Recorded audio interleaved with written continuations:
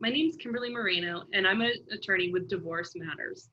Each week, our attorneys have answered some questions from the community about their domestic relation cases while dealing with the COVID-19 crisis. So let's get started. Small and locally owned businesses are going through a lot right now due to the coronavirus.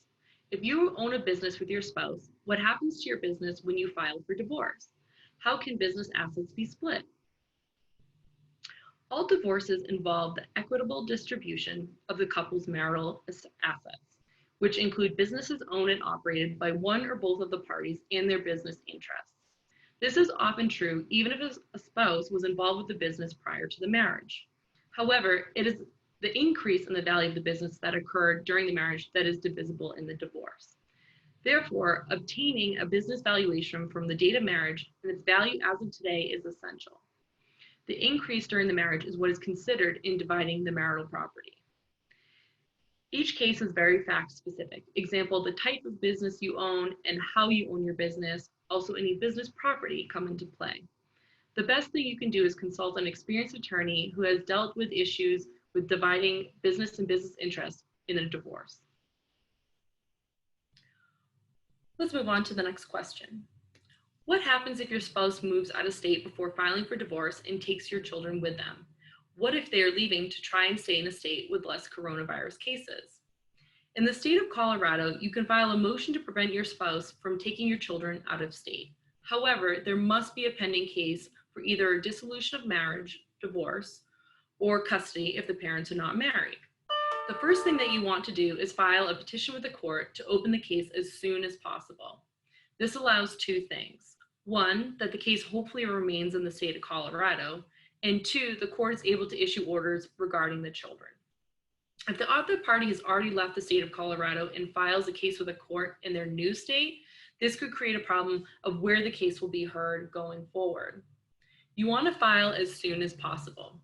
The best thing to do is contact an attorney right away, as each case is very fact specific, especially child abduction cases.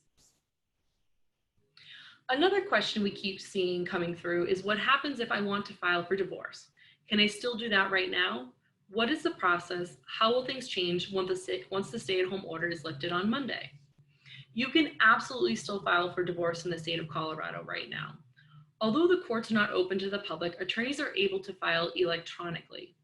The courts have encouraged parties to retain attorneys, even on a limited representation basis, to be able to file initial documents electronically to be able to start the divorce process. The next step is to serve the other party to notify them that a case has been opened. We have been successful in serving other parties with a service processor, even while the stay-at-home order is in effect.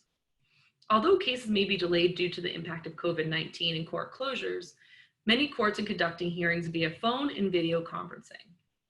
The courts may start to allow parties in a limited capacity to attend hearings at the court once the stay-at-home order is lifted. However, the best thing you can do is check the court website in your county for any updates, as each county or district is handling this process a little differently. Lastly, a question that we've been asked by many of our clients is whether parenting time should continue while the stay-at-home order is in effect. And what about parenting time with a person who is considered an essential employee? We received updated information about this particular issue yesterday at a webinar for family law attorneys. And the short answer is yes.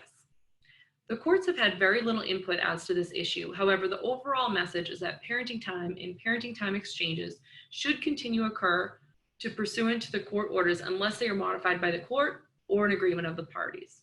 This also includes supervised parenting time, as supervision centers are open. This is true regardless of whether one parent is an essential worker. This is also true if one parent believes the other parent is not properly following social distancing. The court is saying that this is not enough to withhold parenting time. Co-parenting is essential right now. The best thing you can do is work with the other parent and think about the best interests of your children. Thank you so much for all of submitting your questions. Divorce Matters is open and ready to help you with any questions you may have. If you have other questions or concerns about your particular case, our attorneys are offering phone and video consultations. Feel free to text the number below or check out our website for further information about divorce matters. We hope you all stay safe and healthy out there.